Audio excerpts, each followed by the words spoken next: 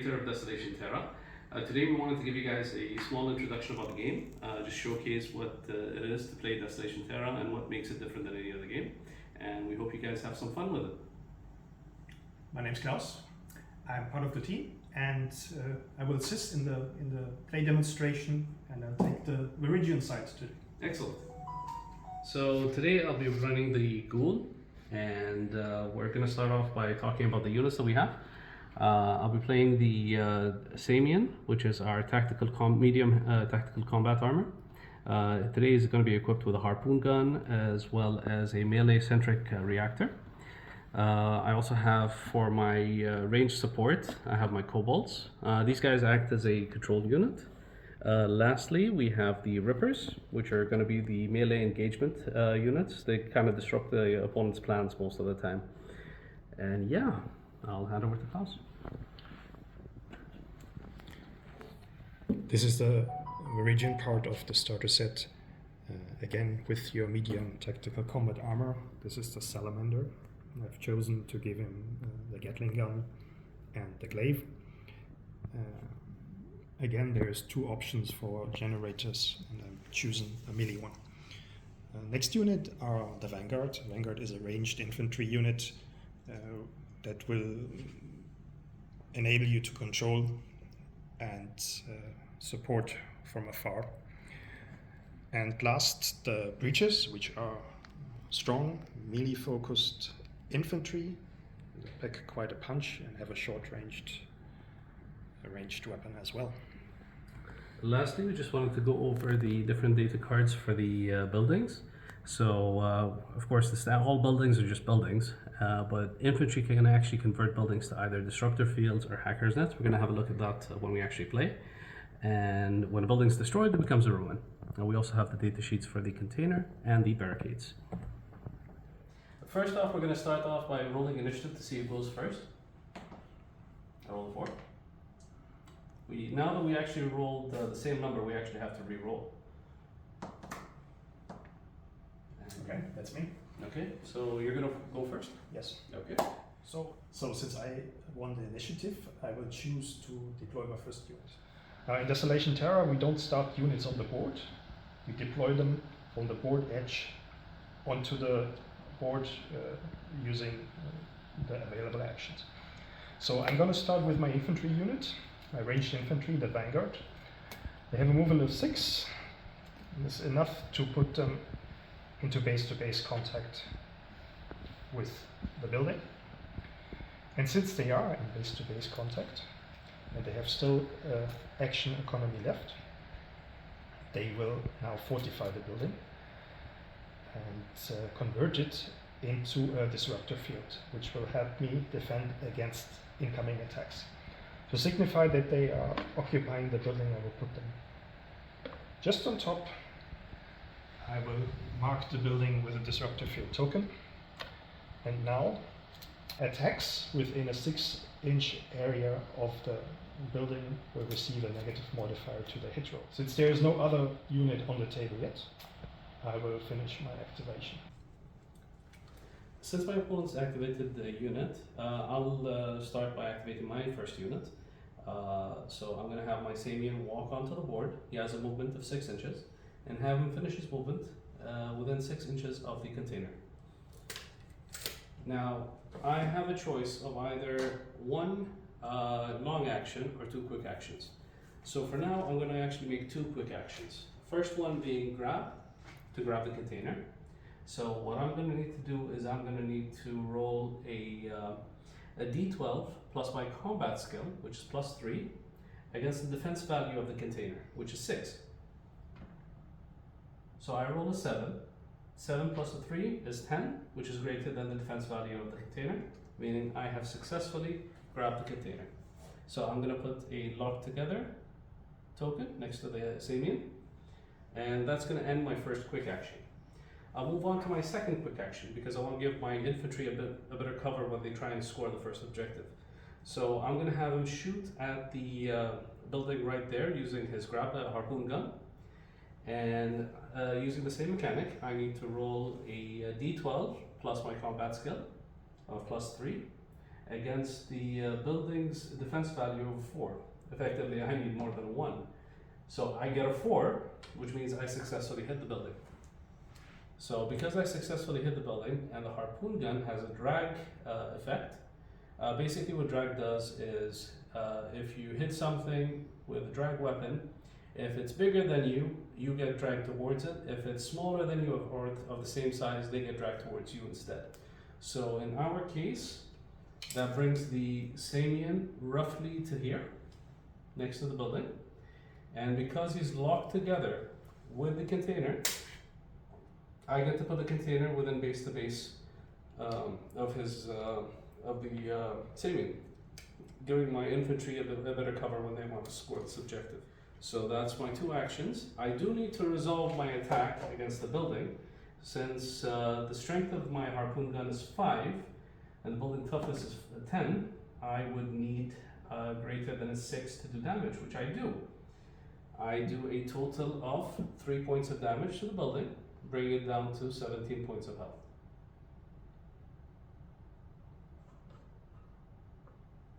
And that ends its activation. So I'm going to put an activation token next time, and that will be turn. And pass that. I will activate my medium TCA, the Salamander, with a movement of 6.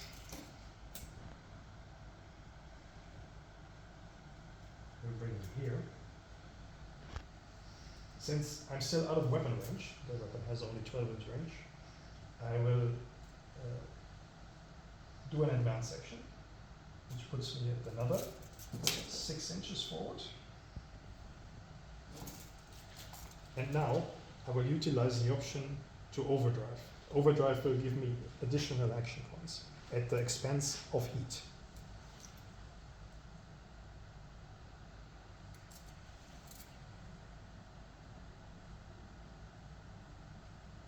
I gain a heat, and I will use an attack action using my Gatling gun against the Saimian. Because the Saimian is in cover, part of the Saimian is in cover right now because of the container, the attack roll gets a -2 to hit. Okay? Yep. I'm at 1 level of heat. Which gives you a +2, I think, to your combat skill. Yes, So that's a +0. possibly. And I will roll 4 dice.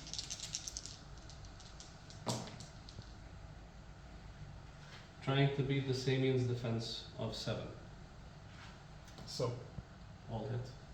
everything hits. I have an 8, a 9, and a 10. +1, -2. Mm-hmm. Yeah. +1, +2, -2. +2. Yeah, -2. Okay, sorry. And so all hit. And now we just roll for damage. The strength of the weapon is how much? Yeah? Strength of the weapon is 4. Okay. So the toughness of the Saimian is actually 10, meaning that 7s and above do damage. So 1 damage of 10. So that's 14. That's 4 points of damage. Allocated to which of the 6 possible damage zones? We roll a d6, and it's number 1. Because I took 4 points of damage, it's going to destroy my first armor completely. And I would also take 1 point of damage on my left armor. Okay, so now because it's my turn, I'm going to be activating the Rippers and have them move onto the board and try and capture that objective over there. Now the Rippers, they move 7 inches. So for their first action, I'm going to have them move till here. Desolation Terra allows you also to react to your opponent's movements and actions. And one of the possible reaction options is suppressing fire. That means I will now declare my Vanguard unit, which is positioned in the building, will make a suppressive fire reaction. As we said before, measurement is taken from the building. They have an 18-inch range. This is well within the range of the dual unit. I will now make 6 shots. Every weapon has 2 shots. 3 times 2, 6. We'll see where that ends. So. Misses are also going to be important because they'll go into the container. So my modifier goes a little bit down because the reaction will put the unit under stress. So I gain 2 stress for the reaction. My combat skill goes down to +1. And I rolled 11, 11, 8, 9, 1, and 7. Yeah, that's a 6 there. That's a 6. Yeah. So the 1 would be a miss. The 7 into this would be a miss, and the 6 would be a miss. And that would leave you with 3 hits. But we don't get rid of these dice just yet because they're going to be relevant in a second. Please proceed. Good. Since I scored 3 successful hits, I will now roll for damage. With the strength of the weapon, which as an infantry weapon is only 1. Well, so you're going to start off with, I guess, the higher value. Yeah. So the 12 kills. 12. Because it's 12 plus 1 is 13, and their toughness is 7, so that kills 1. Second one is an 11, plus 1 is 12, kills the second one, because they only have 3 points of health each. And the last one is an 8, plus 1 is a 9, so the last one actually stays alive, but with barely any life left. The shots. I will see now if they go into the terrain. So rolling again. The container's defense is actually 6. 12 is a crit. 11. 11, and a 4 plus 1. You're at +1? +1, yes. Then that's the 4 is a miss. Yes, 4 misses. Mm-hmm. A crit will allow me to roll 2 dice for the damage. I will do that now for the crit. So there is a 6 and a 4. So we'll keep the 6 and we drop the 4? Yes. So the strength of the weapon is 1.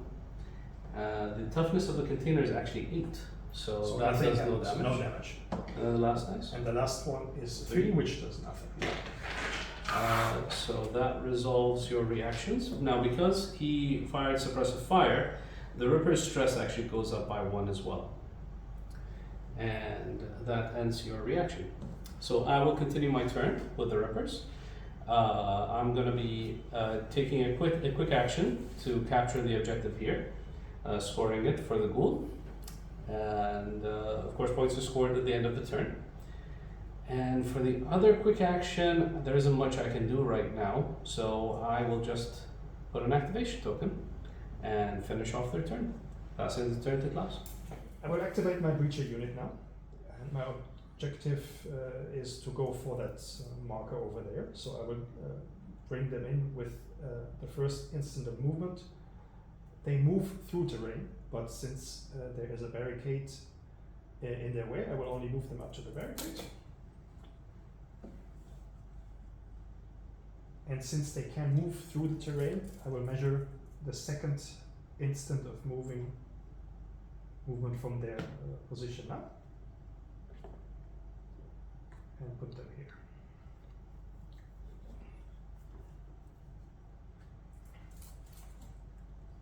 That will end my activation. Okay, so now I will get my turn, my final activation this turn, which is going to be the Cobalt. I'm going to have them move on to the battlefield. They have a movement of 7 inches. So it's the little agile little guys. They get to come in right here. I want to make sure that I give Klaus a little bit of trouble over there capturing that objective. So the more I kill, the better.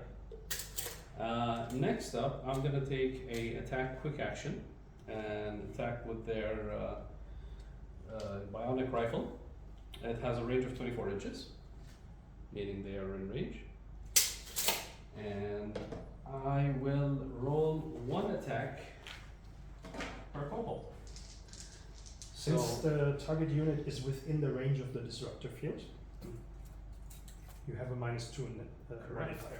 And I get a +2 for my combat skill, so that's a +0. So I'm going to roll. Their defense is 7, so I need an 8 or higher. So I miss with 2 attacks, but I successfully hit with 1. Because I successfully hit, they get 1 corrosion token. So now I'm going to roll to see if I do any damage. I get a 3. A 3 plus strength of 1 does no damage to the breachers. And that would be their turn. I would have to end my activation there. And because it's the end of the turn, now we get to remove all activation tokens from all our units before moving on and rolling initiative again for the following turn. Now we're going to roll initiative for round 2. And I barely win that with a 2. So we're going to proceed by activating the Saimian. I want to show you guys what we can do with the terrain here.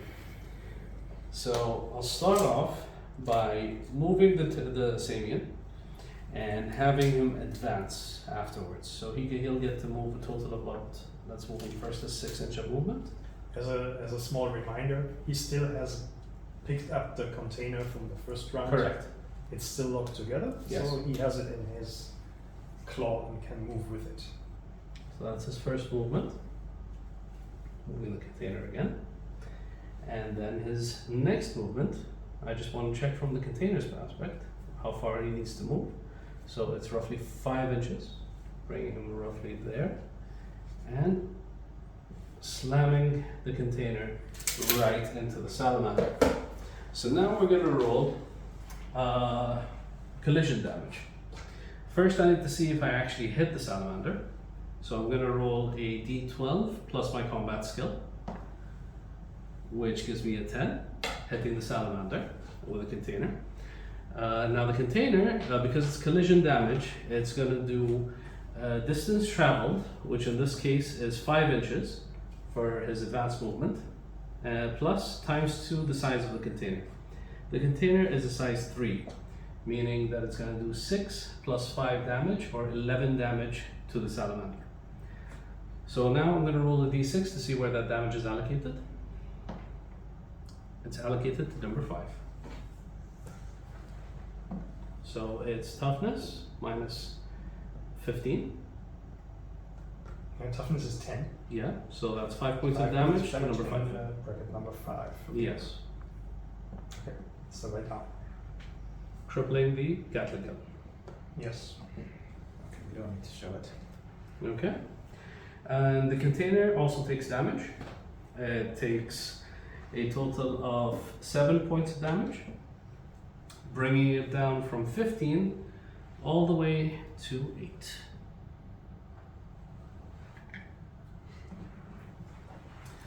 Lastly, I have 1 overdrive charge that I could use, but I'm not going to use it.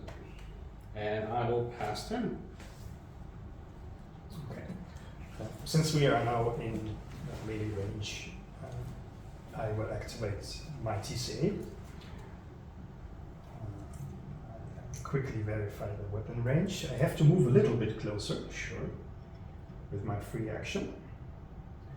And I will now make a melee attack with my glaive.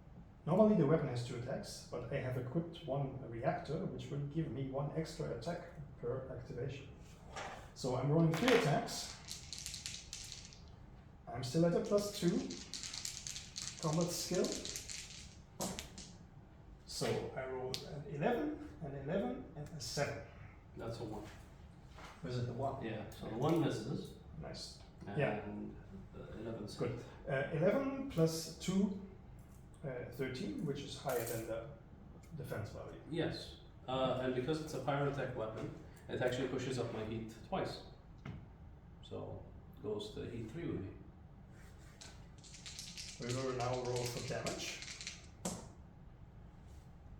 Again, nice and high. So 11 and 10, the strength of the weapon is 7. Okay, so that's a 18 minus 10 is 8 points of damage, which is really lethal. So where does that 1 go? So we'll allocate first the 11 to bracket number 6. So that destroys my reactor, and that leaves leaves me with 3 extra points of damage, which goes into my left arm, leaving me with 1 point of health remaining on my left arm. And another 7 points of damage go into number 3. Number 3, okay.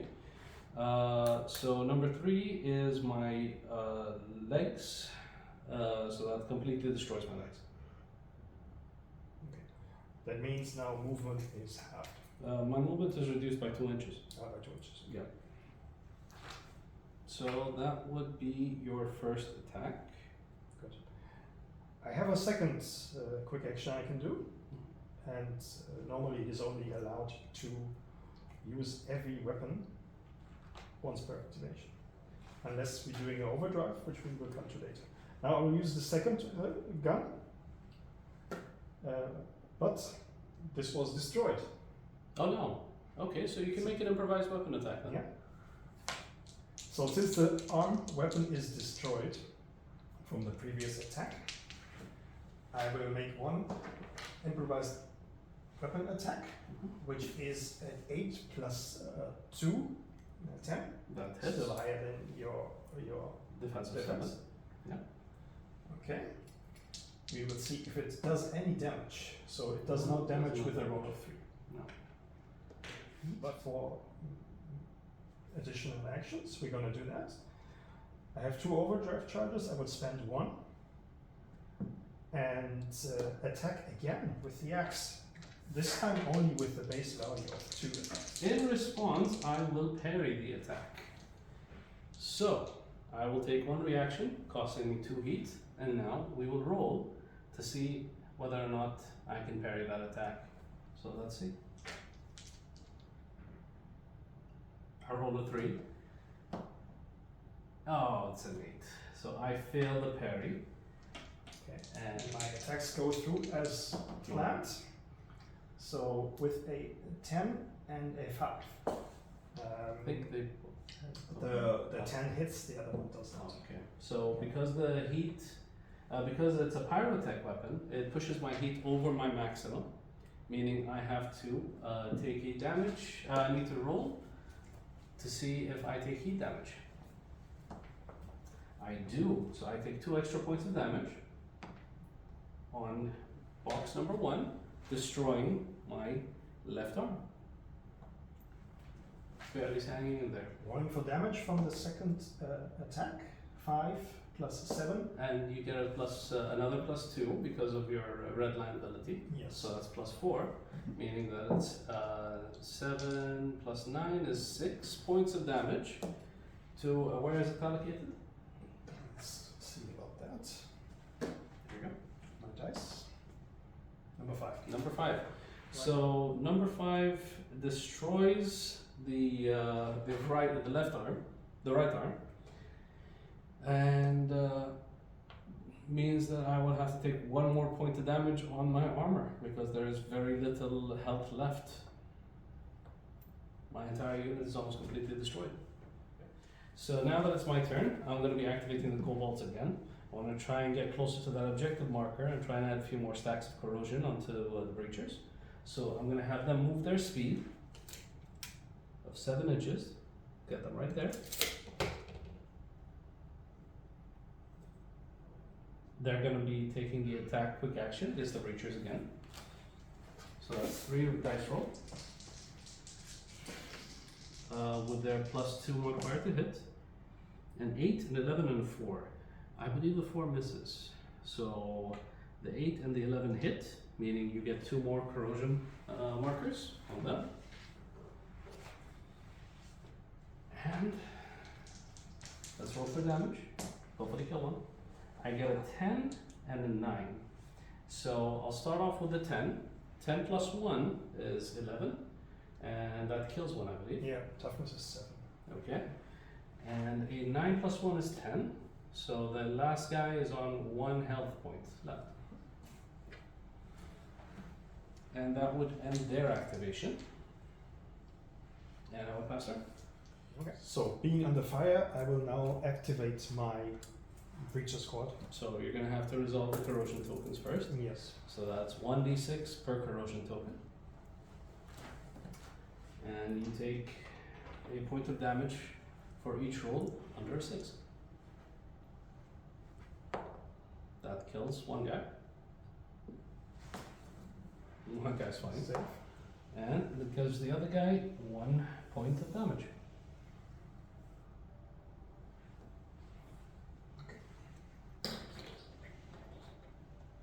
Good. I will do my bit. Well, guys, we'll be ending the demo over here. We hope you had fun seeing some of the interactions and mechanics that we have to offer inside of Desolation Terra.